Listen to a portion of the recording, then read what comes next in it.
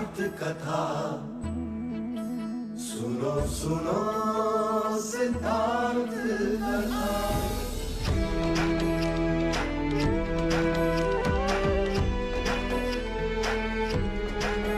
संसार में दुख का कारण क्या,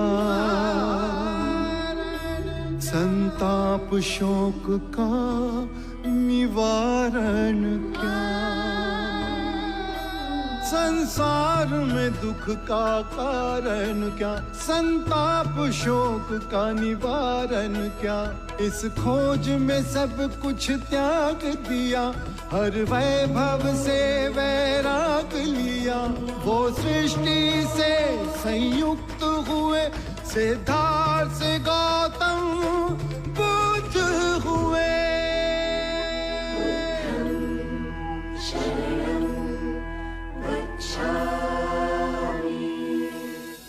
Siempre fui muy egoísta En con todo. capítulos anteriores. Jamás logré entenderme yo. Y menos las conversaciones o charlas que tú dabas. ¿Te vas a vengar de tal modo, Malika, que el tal Buda será quien cometa suicidio? Sabio Buda, no me digas que no sientes curiosidad, porque fue a mí a quien embarazaste. आइए, मगध के शिरोमणि परम ज्ञानी ब्राह्मण जो अब भिक्षु बन गए हैं। बड़ा खेद हुआ आपका ये परिवर्तन देख। महाराज, यदि आप मेरी दीक्षा से क्रोधित हैं तो मुझे भी खेद है। उतना खेद नहीं जितना हमें है। आपने अपनी पूरी ब्राह्मण जाति को, मगध को, हमें लज्जित किया है और हमारे जले पे नमक छिड़कने के लिए उस बुद्ध के अनुयायी बन गए हैं आप। बुद्ध के सामने शीश अनायास ही झुक जाता है। आपने मगध नरेश के सम्मान के शीश को झुकाया है और अब आपके शीश पर मगध की जवाबदेही बनती है। जब मैं बुद्ध से विवाद करने आया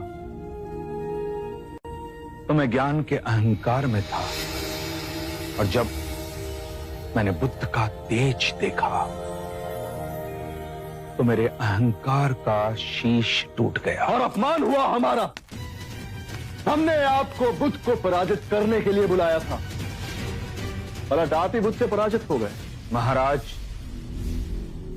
मैं संघ की शरण में इसलिए नहीं आया कि मैं आपका, जाति का, धर्म का अपमान करूं, किंतु मैं संघ की शरण में इसलिए आया हूं महाराज कि मैं जीवन में कभी परम धर्म के किसी मार्ग को पा सकूं। सुख दुख से परे शांति के मार्ग पर। सुख दुख से परे जा रहे हैं, अपने कर्मों के दंड को भुगते बिना। महाराज, आप जैसा उचित समझें करें। सागर के गर्भ में समाहित पृथ्वी पर जब हम विजय प्राप्त करते हैं तो हमारी तृष्णा और बढ़ जाती है, और सागर से परे की पृथ्वी को भी जीतना चाहते हैं। जिस प्रकार मनुष्य लोभी होता है, उसी प्रकार सागर भी लोभी होता है। वो सदैव जल की इच्छा रखता है, और जिसने अपने आप को जीत लिया उसने महाराज ब्रह्मांड को जीत लिया। बस, अब एक और शब्द नहीं। मैंने आपको यहां धर्म की चर्चा के लिए नहीं बुलाया है। आप स्वयं को जीतने जा रहे हैं, दुख से जीतने जा रहे हैं, है ना? तो देखें कि आप दुख पर विजय पा सके। ले आओ।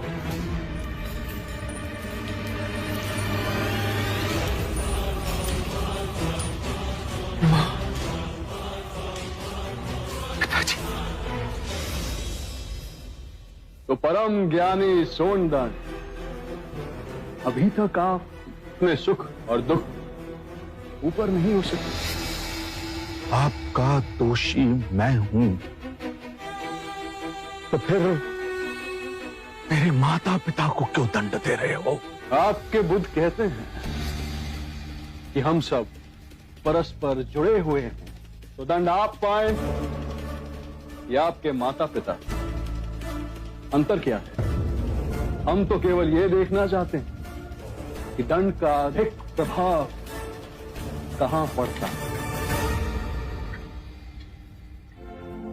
मुझे क्षमा कर दे।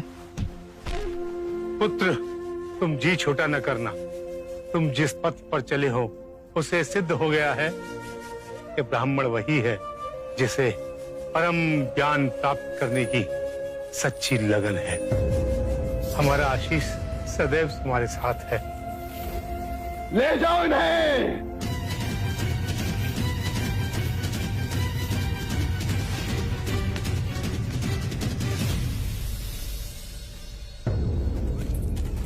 ये सैनिक हमारे साथ क्यों चल रहे हैं?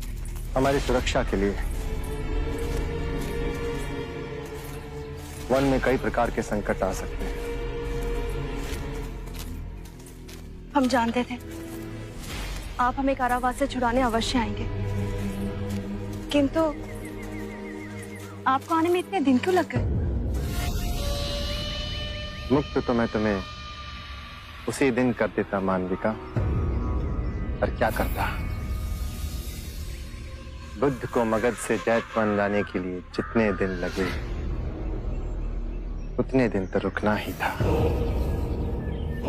पर अब बुद्ध जैतवन पहुंच चुके हैं। समय आ गया है कि तुम्हें भी वहां पहुंचा दिया जाए जहां तुम सदा सदा के लिए सुरक्षित रहोगे। धन्यवाद।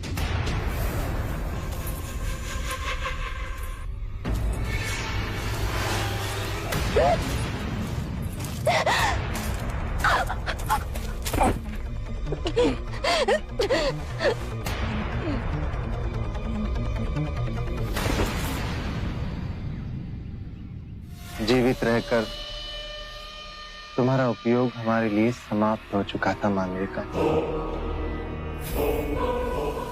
पर तुम्हारा शव हमारे बहुत काम आया था।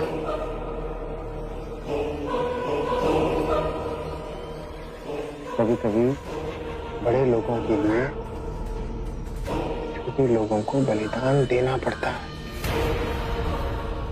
बुद्धम शरणम।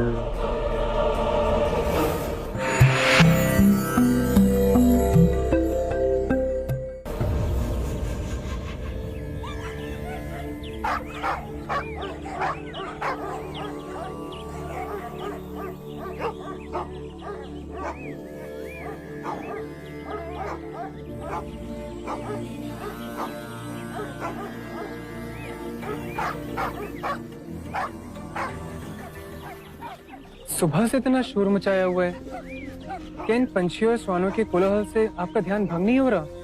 जो ध्यान कोलाहल से भंग हो जाए उसे ध्यान नहीं कहते। क्षमा बुद्ध। कुछ तो है जो इन पंछियों और श्वानों को संताप दे रहा है। जाकर देखो क्या है कुटिया के पीछे जो ये इतने उत्तेजित हो रहे हैं।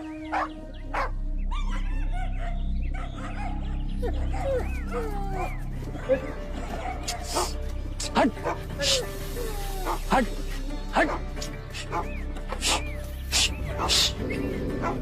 हट।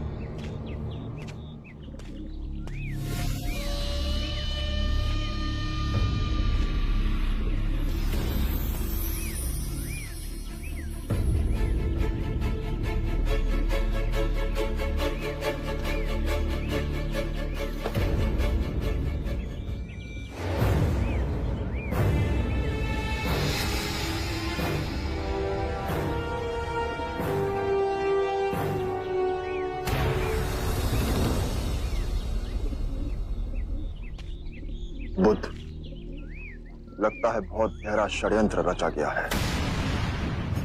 शव को देख के अनुमानित होता है कि सबसे पहले इसकी हत्या की गई थी और फिर उसे यहां लाके गाड़ा गया है। परंतु ये षड्यंत्र किसके विरुद्ध रचा जा रहा है? आप करुणा निधान है बुद्ध, परंतु इस संसार में ऐसे विषैले सर्प भी हैं जो करुणा का प्रत्युत्तर अपने विष भरे डंक से देते हैं। हो ना हो, ये सारा कृत्य आपको कलंकित करने के लिए रचा गया है। ये वही स्त्री है बुद्ध जिसने मगध की भरी सभा में आप पर लांछन लगाने का पाप किया था। जितना बड़ा पाप ना किया उससे बड़ा दंड भोगा है इसने। मैं इस स्त्री के हत्यारे को खोजकर आपके चरणों में ला फेंकूंगा।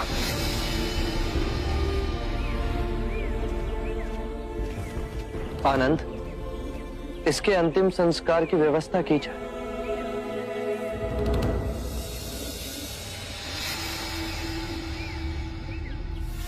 बंधु दोमुख, कल प्रातः तक ये बात पूरे गांव में फैल जानी चाहिए। अरे सुनिए सुनिए, क्या हुआ? हाँ? बुद्ध की कुटिया के पीछे एक स्त्री का शव मिला है। क्या? अरे हाँ बिल्कुल, हमने सुना है कि उसे गला घोट के मार दिया गया है। बिल्कुल। हाँ। क्या ये सत्य है? अरे हाँ, बिल्कुल सत्य है। वाह वाह वाह, आ गए मुंह उठा के। हाँ, कैसे भोले बन के खड़े हैं जैसे कुछ हुआ ही ना हो। हाँ हाँ, देखो कैसे मुंह उठा के आ तुम्हें गए। क्या लगता है तुम्हारा पाप छुप जाएगा? ये ढोंगी है और बिल्कुल भी लज्जा नहीं है। चले जाओ यहाँ से, चले जाओ, जाओ यहाँ से, जाओ। तुम्हें यार कोई भिक्षा देने वाला नहीं यहाँ पर। ओम भगवते भिक्षां देहि।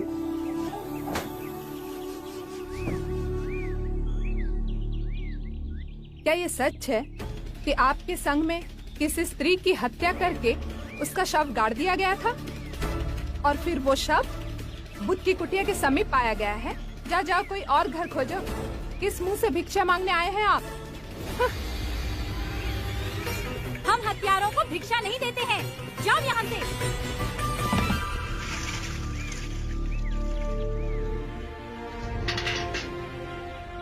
बहुत प्यासे लग रहे हैं, जल लीजिए।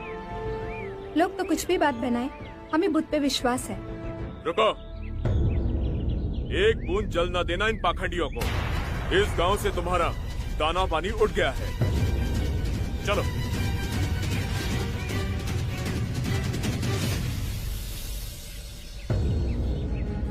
इनका स्वास्थ्य पहले ही ठीक न था और जब से गांव वालों ने भिक्षुओं का बहिष्कार किया तब से इसके गले में अन्न का एक दाना नहीं उतरा। अगर इसी तरह से भूखा रहा तो इसके प्राण निकल जाएंगे। वो अज्ञानी है जो आप पर ऐसे लांछन लगा रहे हैं। क्षमा कर दो उन्हें। मैं स्वयं जाकर तुम्हारे लिए अन्न का प्रबंध करूंगा। कैसे विश्वास दिलाएं गांव वालों को कि उस स्त्री की हत्या में हमारे संघ का कोई हाथ नहीं। और अब तो गांव वाले भी हमसे घृणा करते हैं बुद्ध। घृणा का उत्तर घृणा से देना कभी सार्थक नहीं हुआ। घृणा प्रेम से मिटती है और यही शाश्वत नियम है। परंतु इस असत्य को सत्य मानने लगे हैं लोग। 3 बातें कभी अंधकार में नहीं छिपती: सूर्य, चंद्रमा और सत्य। बिना अन्न के हम जीवित रह सकते हैं, परंतु बिना जल के आप सबके लिए ये दिन कठिन और विषम होगा। परंतु योग साधना में इसका एक मार्ग है। अपनी जिह्वा को गोल बना बाहर निकालिए और मुख से श्वास लीजिए।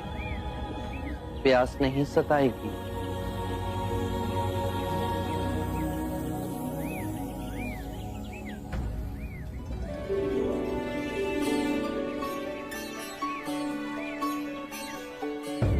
ये फलों की टोकरियां कहां से आई? कदाचित हमारे संघ की परिस्थिति की जानकारी पूरे प्रदेश में फैल गई है। क्षमा करना हमें बुद्ध, पहले पता ना था। मार्ग में जो बन पाया ले आए। जिसे बुरा कहते हैं, अगर उसके 10 हाथ हैं, तो जो अच्छा है उसके 100 हाथ हैं। इसे ले जाइए।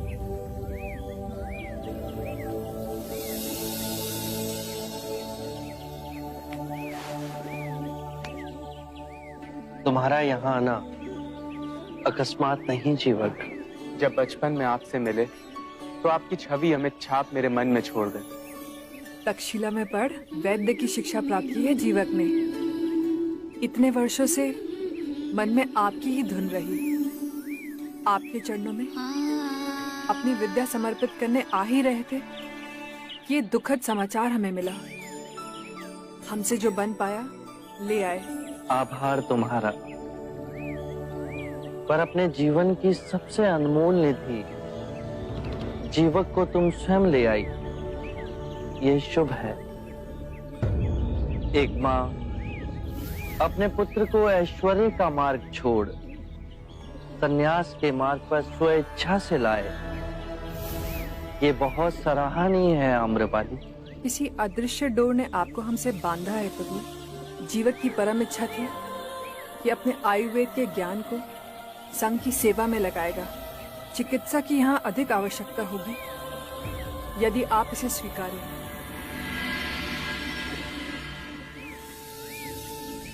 हमारा एक भिक्षु अंदर ज्वर से तप रहा है। कहाँ? आइए, मैं आपको ले चलता हूँ।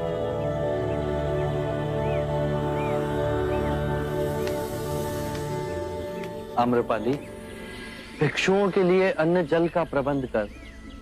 तुमने महान कृत्य किया है, परंतु संघ को एक वैद्य देकर संकट के समय तुमने हमारी सहायता की है आम्रपाली।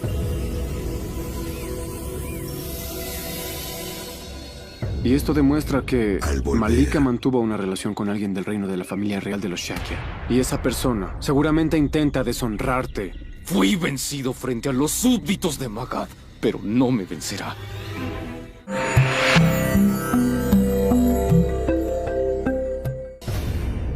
आपको विश्वास है कि मानविका के घर से हमें उसकी हत्या का कोई प्रमाण मिल सकता है? बुरे कृत्य हमेशा अपने पद चिन्ह छोड़ के ही जाते हैं। ढूंढो।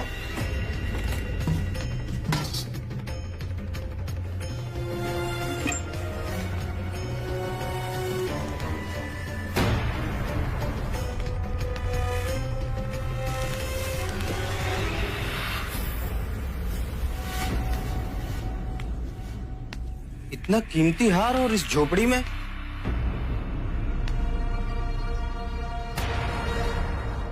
ये तो किसी पुरुष का हार है। राजघराने के चिन्ह भी इंगित हैं। शाक्य राज परिवार का चिन्ह।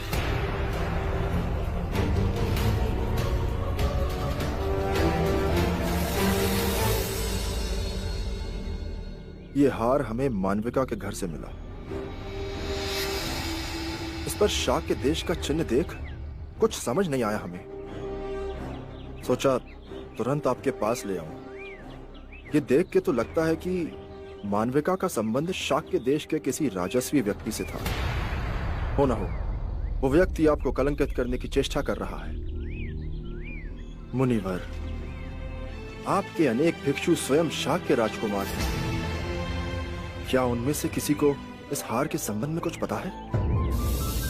आभूषणों का परित्याग किए मुझे असंख्य वर्ष हो गए। मुझे इनकी पहचान भी नहीं। मेरे संघ में कोई भी आभूषण नहीं पहनता।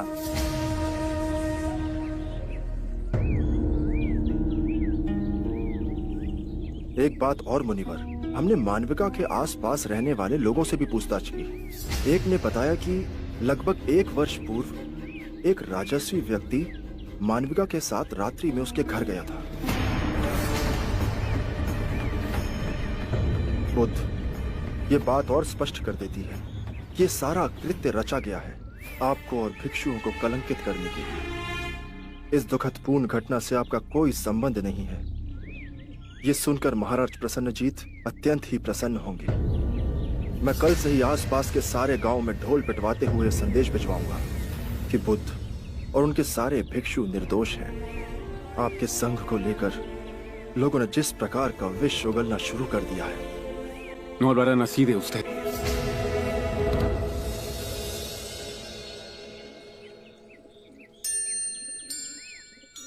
बुद्ध, यदि आपकी कृपा मुझ पर बनी रहे तो मैं उस दोषी को पकड़कर आपके चरणों में ला फेंकूंगा।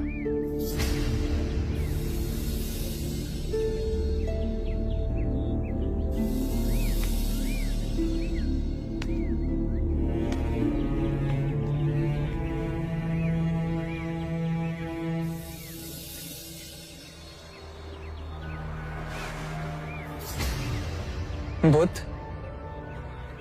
1 वर्ष पहले हमारे संघ में शाक्य कुल से दीक्षा लेने वाला तो एक ही व्यक्ति है, देवदत्त। मुझे लगता है कि इस कृत्य के पीछे देवदत्त का ही हाथ है। क्या तुम्हारे पास कोई प्रमाण है कि ये कार्य देवदत्त ने किया है? नहीं। तो फिर देवदत्त पर संशय मत करो। सत्य कभी छुपाया नहीं जा सकता। और यदि ये घटनाक्रम देवदत्त के द्वारा घटित हुआ है तो सबसे अधिक मुक्ति की आवश्यकता देवदत्त को है। और यदि देवदत्त अपराधी है तो उसका अंतर्मन उसे कठोर दंड देगा और वो इस पीड़ा से बचना चाहेगा। जिस प्रकार अंगुलीमाल का रूपांतरण अहिंसक में हुआ, उसी प्रकार देवदत्त का भी होगा। मनुष्य केवल अपनी अंतरात्मा को जगाने से बदलेगा।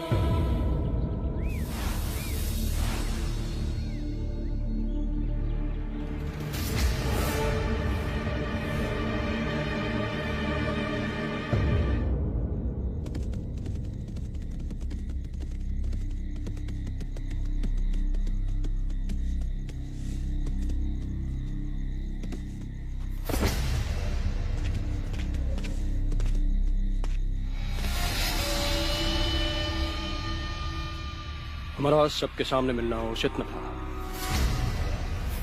तुम्हारा संदेश पाकर मैं समझ गया था। संघ का क्या समाचार है देवदत्त? मेरी मां कहा करती है मित्र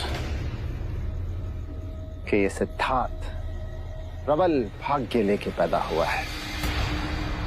मालविका का उपयोग करके मैंने संघ में आग तो लगाई, लेकिन लगता है कि ये आग मुझे ही जला के भस्म कर देगी। तुमने भी तो सोनदंड को मोहरा बनाकर मात खाई है हमने समस्त मगध के सामने, किंतु हार नहीं मानी। प्रयास जारी है हमारा, जाल फैलाते रहेंगे। कभी ना कभी तो हमारे जाल में अवश्य फंसेगा। बुद्ध मित्र, क्या तुम मुझे अपने कुछ विश्वसनीय लोग दे सकते हो जो वेश बदलकर भिक्षुक बन संघ में शामिल हो सके? और मुझे एक वन भी चाहिए भेंट में, जहां पे केवल मैं और वे भिक्षु जा सके। हम तुम्हें दोनों दे सकते हैं देवदत्त, किंतु तुम करना क्या चाहते हो? बुद्ध बड़ी शांति में स्थिर है ना?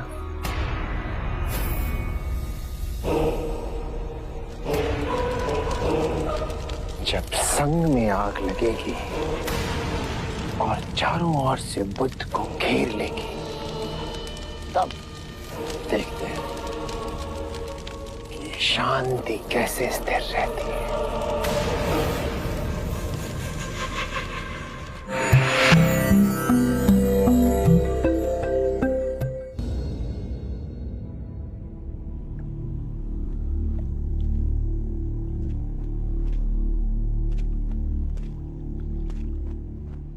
विचलित ना हो महाराज, बुद्ध अवश्य आएंगे।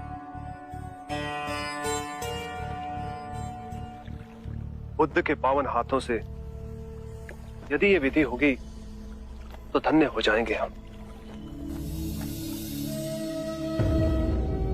महाराज, बुद्ध आ गए।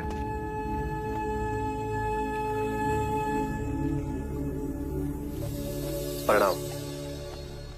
एक विनती है आपसे। कहिए राजन। पिछले कई दिनों से मेरे स्वप्न में मेरे पिताश्री आ रहे हैं। मैंने ब्राह्मणों से भी इसका अर्थ पूछा तो उनका कहना था कि तुम्हारे पिताश्री को शांति नहीं मिली, उनके लिए पूजा करनी होगी, यज्ञ संपन्न करना होगा। आप तो परम ज्ञान का स्वरूप है, तो विनती है आपसे कि पूजा विधि आप ही के हाथों से हो, जो मेरे पिताश्री तक पहुंचे, उन्हें मुक्ति मिले, जीवन मरण के इस चक्र से वो मोक्ष पाले। अवश्य राजन। आप मिट्टी के 2 घड़े मंगवाइए, एक में घी भरवाइए और एक घड़े में कंकड़ पत्थर भरवाइए, और उन दोनों घड़ों के मुंह कपड़े से बंधवा दीजिए और उन्हें लेकर नदी के तट पर आइए। मैं वहीं आपकी प्रतीक्षा करूंगा। मैं भी इसका प्रबंध करता हूं महाराज।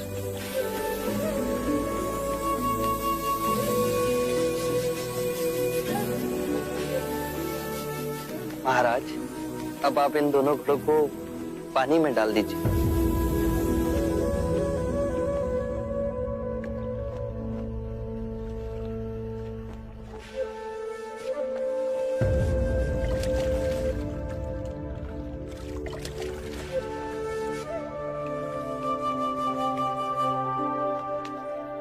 महाराज, अब इन दोनों घड़ों को आप तोड़ दीजिए।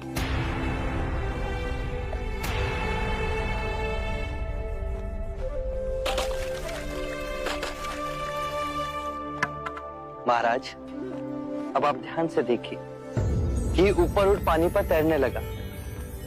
अब बताइए, मेरे या किसी और के पूजा पाठ करने से क्या ये घी नीचे बैठ सकता है? असंभव। ये तो घी का स्वभाव ही नहीं। सत्य कहा आपने। उसी प्रकार किसी भी पूजा पाठ, विधि विधान, कर्म कांड के द्वारा पानी के अंदर डूबे हुए कंकड़ पत्थर क्या ऊपर आ तैर सकते हैं? नहीं बुद्ध, ये तो प्रकृति के नियम के विरुद्ध है। तो हम प्रकृति से भिन्न कैसे हुए? हम भी तो प्रकृति का ही रूप है। सत्य कहा बुद्ध। एक सत्य ये भी है राजन, यदि हमारे पूर्वजों ने अपने जीवन काल में कंकड़ पत्थर बोए, दुष्कर्म किए, तो वो स्वाभाविक ही कंकड़ पत्थर की तरह नीचे बैठ जाएंगे। और यदि उन्होंने अपने जीवन काल में सत्कर्म किए, तो स्वाभाविक ही घी की तरह ऊपर आ तैरने लगेंगे। जो बोएंगे वही काटेंगे। परंतु इस शरीर रूपी जीवन काल में ही नहीं, अपितु इस शरीर रूपी जीवन काल के पश्चात वाली यात्रा में भी हम जैसे कर्म करेंगे वैसा ही फल मिलेगा। अब बताइए, इस प्रकृति के नियम को कोई पूजा पाठ, कर्म कांड, विधि विधान, यज्ञ हवन मिटा सकता है? राजन, मैं भी इसको नहीं बदल सकता। केवल अच्छे कर्म ही मनुष्य की मुक्ति का द्वार खोलेंगे। ये कैसी तलवार है आपके हाथ में, जो एक क्षण में सारे झूठ काट केवल ज्ञान को प्रकाशित करती है? ना जाने कितने जन्मों और भटकता में यदि आपकी कृपा ना होती। इस एक क्षण में आपने अपनी अदृश्य तलवार से मेरे अहंकार का सर भी काट दिया। धन्य है प्रभु।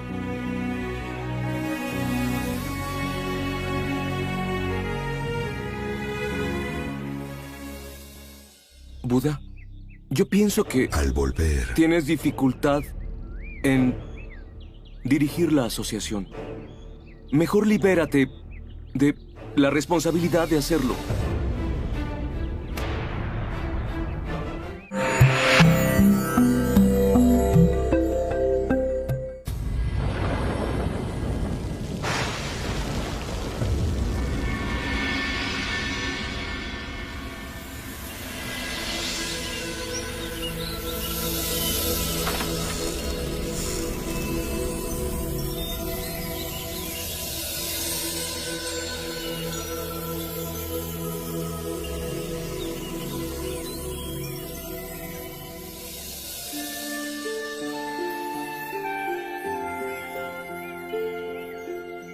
बुद्ध को हमने प्यार से तथागत का नाम दिया।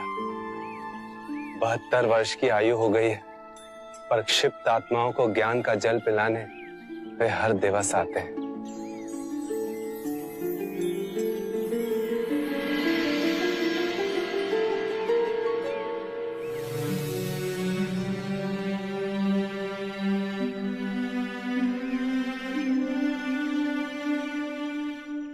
कितनी ही ऋतुएं आई और गईं, कितनी ही बार इस धरती ने करवट बदली, कितने ही राजा और महाराजा आए और चले गए, किंतु हम कितने भाग्यवान हैं कि बुद्ध के उपदेश हमें आज भी इन परिवर्तनों में शांत और स्थिर रखते हैं।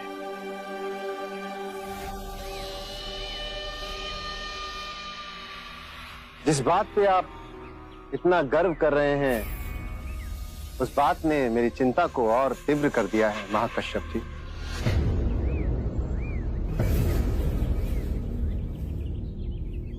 मैं आपसे अपनी और अपने जैसे कई और भिक्षुओं की ओर से एक प्रार्थना करना चाहता हूं। बुद्ध, हम सबका ये मानना है कि संघ की ये प्रतिदिन की समस्याओं को सुलझाने के कारण आपकी साधना बाधित हो रही है। साधना की नई पद्धतियां, नए मार्ग को खोजने में बड़ी कठिनाई हो रही है। और वैसे भी पिछले कुछ वर्षों में जो घटनाएं घटी हैं, संघ में उभरे मतभेद, स्त्रियों का संघ में प्रवेश, मानविका की घटना, इन सब ने कहीं ना कहीं आपको बड़ा कष्ट पहुंचाया है, बड़ा दुख हुआ है आपको इनसे। और वैसे भी पिछले कुछ माह से आपका स्वास्थ्य अब पहले जैसा नहीं रहा। आप जो कहना चाहते हैं, आप उस पे आएं। अवश्य। मैं केवल ये कहना चाहता हूं कि बुद्ध को अब विश्राम की आवश्यकता है। इन्हें अपना शेष जीवन शांतिपूर्ण तरीके से जीना चाहिए। ये संघ की प्रतिदिन की कलह से आप इन्हें अब मुक्त करें। आप अपना मत बताइए देवदत्त। बुद्ध के विषय में कृपया अपने अनुमान मत लगाइए। बुद्ध, मेरा ये मानना है कि आपको संघ के संचालन में अब कष्ट होने लगा है। आप स्वयं को अब इस कार्यभार से मुक्त करें, निवृत्त हो।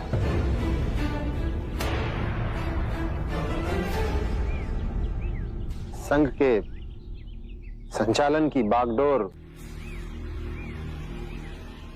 अब मैं अपने हाथों में लेने के लिए तैयार हूं।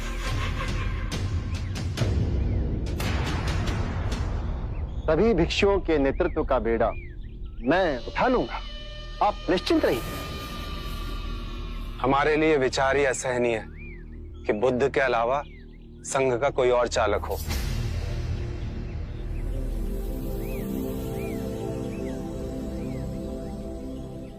देवदत्त, तुम्हारा बहुत बहुत आभार कि तुमने मेरे स्वास्थ्य की इतनी चिंता की। किंतु मैं आप सभी भिक्षुओं को आश्वासन देना चाहता हूं कि मैं पूर्ण स्वस्थ हूं और संघ के कार्यभार को संभालने में मुझे कोई अड़चन नहीं।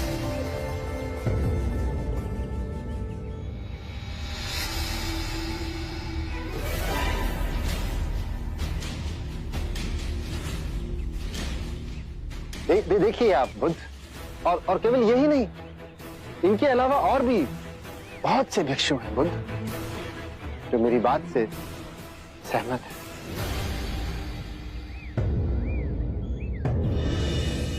हे बुद्ध, मेरी आपसे याचना है कि आप संघ का संचालन अब मुझे करने दें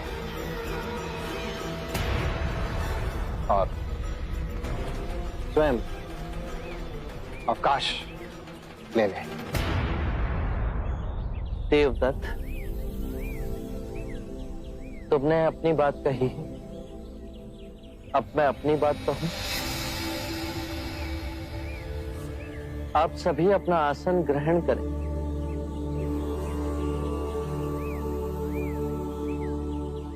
देवदत्त, मुझे अति तीव्रता से अवकाश दिलाने पर तुले, परंतु यदि कभी ऐसा अवसर आया कि मुझे संघ का कार्यभार किसी और को सौंपना पड़े, तो देवदत्त से अधिक योग्य, परिपक्व, कुशल भिक्षु इस संघ में हैं, जो देवदत्त से कहीं अधिक कुशल और गुणी हैं। मैंने आज तक मुगलाना, सरिपुत्र और महाकश्यप जैसे महान भिक्षुओं को संघ का नेतृत्व करने का अधिकार नहीं सौंपा। तो देवदत्त, मैं तुमसे संघ को चलाने का अनुरोध कैसे कर सकता हूं? और जहां तक प्रश्न सामर्थ्य का है, तो तुम में अभी संघ को चलाने का सामर्थ्य नहीं।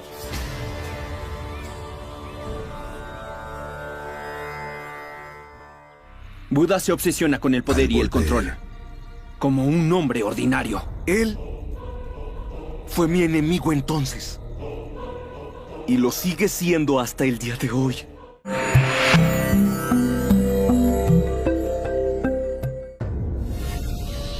देवदत्त जी, दिल छोटा मत कीजिए।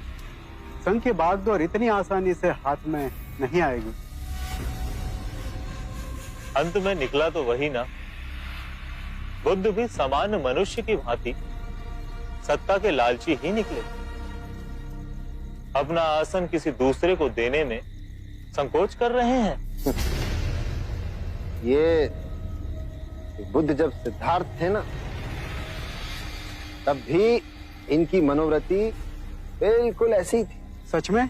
और क्या, तब भी हर बात पे ये प्रतिद्वंद करने की इनकी महान प्रवृत्ति है, ऐसी थी। जैसे मेरी हर बात का विरोध करने के लिए महान पुरुष धरती पर अवतरित हुए। लोग कहते हैं कि सिद्धार्थ बुद्ध हो गए। आश्चर्य। लक्षण तो आज भी वही है, वही के वही सिद्धार्थ के। ये तब भी मेरा शत्रु था, ये आज भी मेरा शत्रु ही है। लेकिन अब इसकी मनमानी चलने नहीं दूंगा, नहीं चलने दूंगा। बुद्ध, तेरी मनमानी।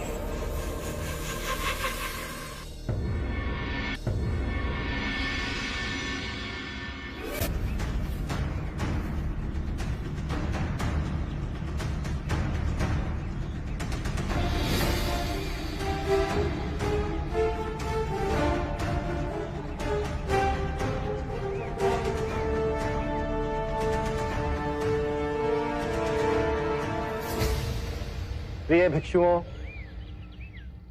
अभिनंदन है, स्वागत है आप सबका। सर्वप्रथम मैं आभार व्यक्त करना चाहूंगा हमारे महाराज अजातशत्रु का, जिन्होंने गयासीस वन की ये भूमि हमें दान भेंट की। आभार है हमारे कुलगुरु का, जिन्होंने सदैव हमारा समर्थन किया।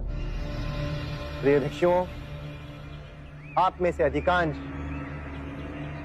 मेरे द्वारा ही दीक्षा प्राप्त है। आपका गुरु होने के नाते ये मेरा कर्तव्य भी है और अधिकार भी कि अपने विचार और अपनी चिंता आप सबके समक्ष मैं रखूं।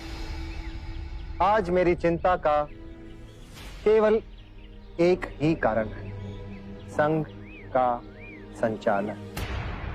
मैंने आदरणीय बुद्ध से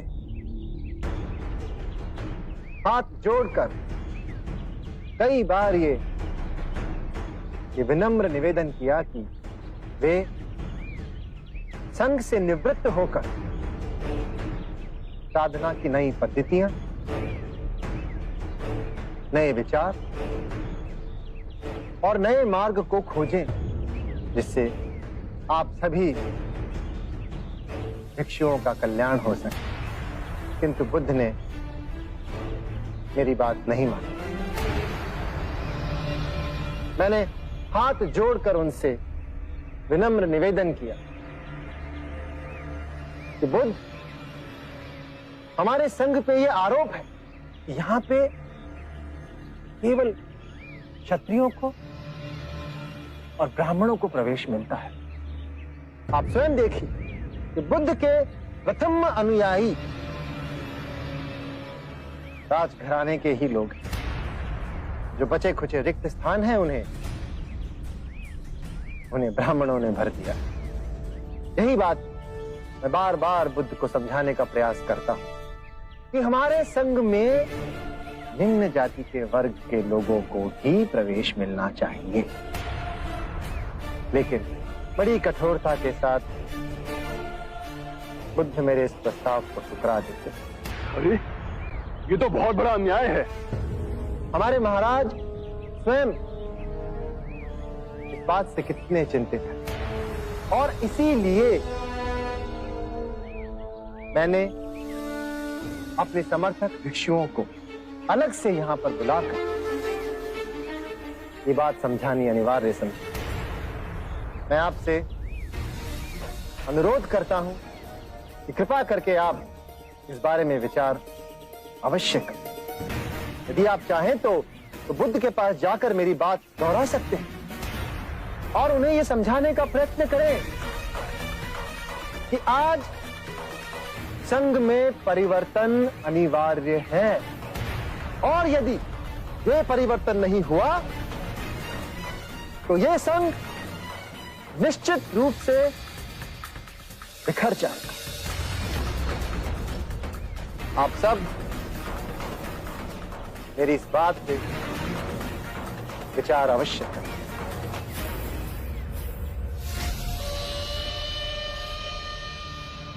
महाराज, ये देवदत्त भिक्षुओं को इकट्ठा करने की अपनी चिंता जता रहा है या फिर उन्हें बुद्ध के विरुद्ध इकट्ठा कर रहा है? कुलगुरु, इसे ही राजनीति कहते हैं। बस एक बार इस फूट की सूचना हर संघ में गूंज जाए, फिर देखते ही देखते बुद्ध का संघ टूट के बिखर जाएगा। आरंभ हो गई निर्वाण प्रथा, सुनो सुनो ये बुद्ध कथा।